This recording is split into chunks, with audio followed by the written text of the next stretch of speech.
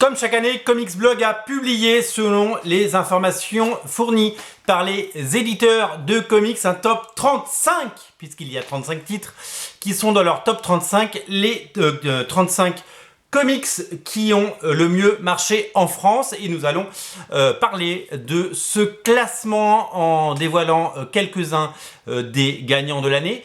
Alors, petite précision, ils ont décidé de ne pas prendre en compte les comics qui sont à petit prix. Vous savez, les offres promotionnelles, hein, c'est des offres promotionnelles, que ce soit le printemps des comics ou l'offre urbaine d'été. Ils ne sont pas dans le classement parce que s'ils étaient dans le classement, il n'y aurait que eux dans le classement parce que c'est des gros tirages. C'est pas fait pour gagner de l'argent, c'est juste fait pour gagner gagner des lecteurs. Et c'est pas représentatif du vrai marché des comics, celui soutenu par les lecteurs chaque année, les gens comme vous et moi qui achetons des comics en nombre et qui les lisons et qui partageons notre passion à travers nos vidéos et évidemment tout ce qu'on fait autour des comics. Alors, donc il y a seulement les comics de librairie qui sont évidemment, en sachant que les softcovers font partie des comics de librairie. Alors la première info, c'est que les trois premiers titres, c'est trois titres urbains. Trois titres urbains se partagent les premières places. Le premier, c'est lui, c'est Point Zéro, Batman Fortnite. Vous vous étiez posé la question de savoir pourquoi il y avait ce crossover Batman Fortnite. Et bien tout simplement parce que on a tous besoin de tête de gondole, on a tous besoin de gros succès. Et ça, c'est un très gros succès de librairie. Nous sommes sur des chiffres de vente avoisinant, si je lis bien,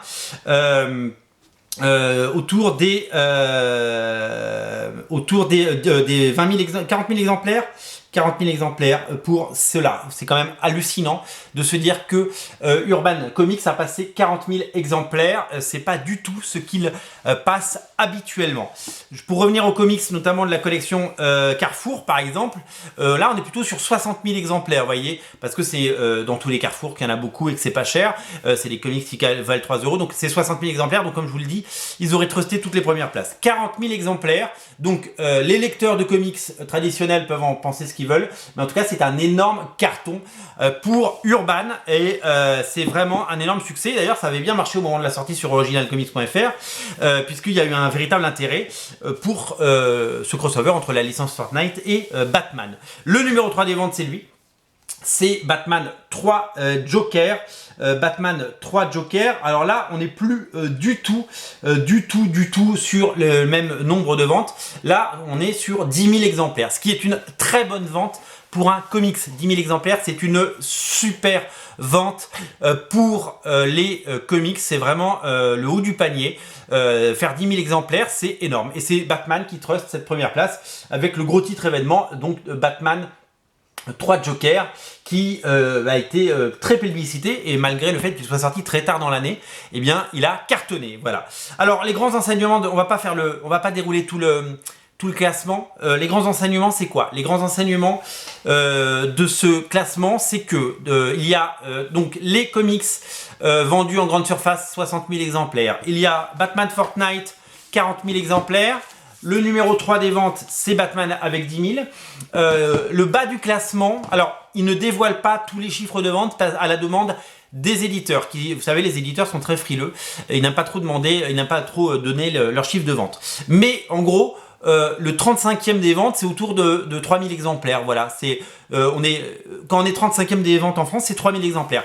Donc ça, on mesure bien le fait que ce marché des comics, on le croit gros, on le croit énorme, mais il n'est pas si gros que ça. C'est un marché, ce qu'on appelle de niche. Il y a le marché du livre dans son ensemble qui est énorme. Il y a le marché de la bande dessinée qui représente plus de 450 millions d'euros.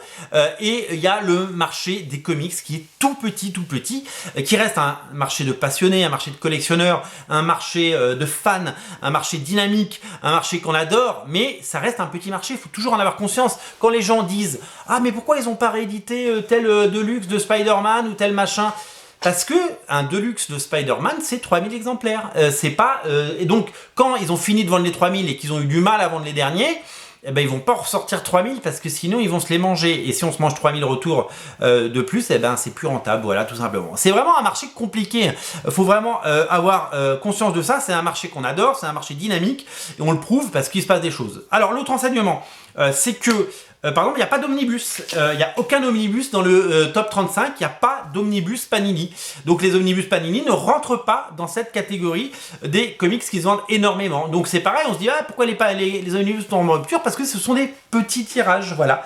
On est sur des séries, quand même, des bouquins avec souvent des séries qui datent pas d'hier, vendus entre 70 et 90 euros. Ça ne touche pas un grand public. Voilà. Ça touche un public de passionnés et de collectionneurs. L'autre enseignement, on l'a dit, c'est que il n'y a aucun autre titre urban qui ne serait pas du Batman. C'est-à-dire que tous les titres urbains du top 300 du top 35, pardon, sont des titres Batman. C'est-à-dire que tous les Wonder Woman, les Flash, les Green Arrow et tout ça ne rentrent pas dans le top 35, c'est-à-dire que les gens achètent du Batman, du Harley Quinn, parce que Harley Quinn a très bien marché également.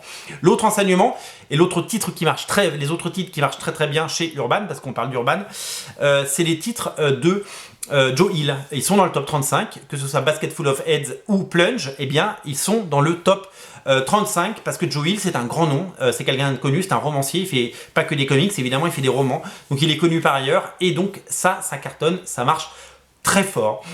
Et donc voilà, donc ces deux titres sont là, et également l'intégrale magnifique de Lock and Key qui est également dans le classement, et donc ça c'est plutôt pas mal. Le dernier enseignement qu'on peut voir, c'est qu'il y a un titre français qui est 5e des ventes, c'est Mutafukaz. Mutafukaz 1886 numéro 1, vous savez, c'est sorti à petit prix, en petit format, il est 5e des ventes cette année. Et les licences qui marchent chez Panini, parce qu'on n'a pas beaucoup parlé de Panini dans ce classement, pourtant ils sont très très présents, c'est non seulement Star Wars, Spider-Man, les Avengers. C'est vraiment ceux qui cartonnent, et c'est eux qu'on retrouve dans ce classement avec des titres comme Avengers Universe par exemple, qui est 13e des ventes, ou Marvelverse, Loki par exemple, petit prix également, qui est 15e des ventes. Lock and Key, si elle est 16e des ventes, on l'a dit. Spider-Man de J.J. Abrams, c'est 17e des ventes. Vous voyez, je vous mettrai le classement évidemment dans le descriptif de la vidéo. L'autre enseignement, c'est que Invincible est dans le classement, et grâce à la série sur Prime Video, et je vous l'ai dit, Plunge, et The Boys aussi, The Boys grâce à la série. Donc The Boys fait vendre des comics, et Invincible, la télé, fait vendre des comics, mais on reste en dessous, on reste sur les quelques milliers d'exemplaires, mais on est sous les 10 000 exemplaires. On ne touche pas des centaines de milliers de lecteurs, malgré les succès qu'il peut y avoir au cinéma, à la télé, etc. etc. Donc voilà, donc c'est très très intéressant ce classement, ça montre beaucoup de choses, ça montre que ce marché est composé de lecteurs passionnés qui achètent beaucoup, des collectionneurs et beaucoup de titres, parce qu'on l'a vu, Panini a sorti énormément de titres l'année dernière, Urban sort pas mal de titres chaque mois, mais beaucoup de Batman. Vous vous posez la question de savoir pourquoi il y avait beaucoup de Batman, parce que c'est ce qui marche, il n'y a pas d'autres titres. Le 35e, c'est encore un Batman, vous le verrez dans le classement.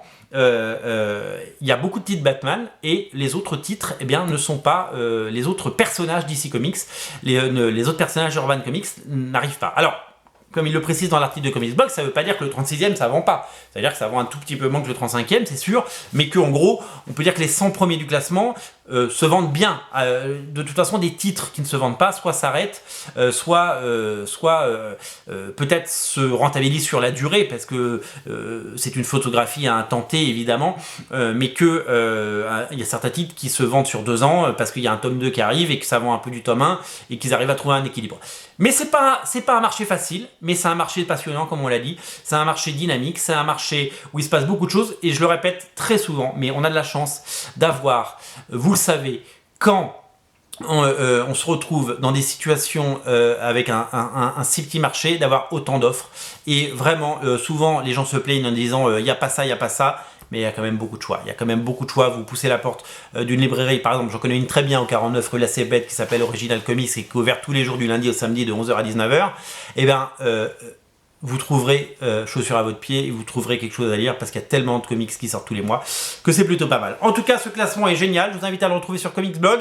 Et puis, si un de ces comics vous intéresse, évidemment, vous les retrouvez sur originalcomics.fr, bien entendu. Et nous, on va bosser pour que l'année prochaine, il y ait un omnibus dans le top 35. Hein. On s'en occupe. Salut!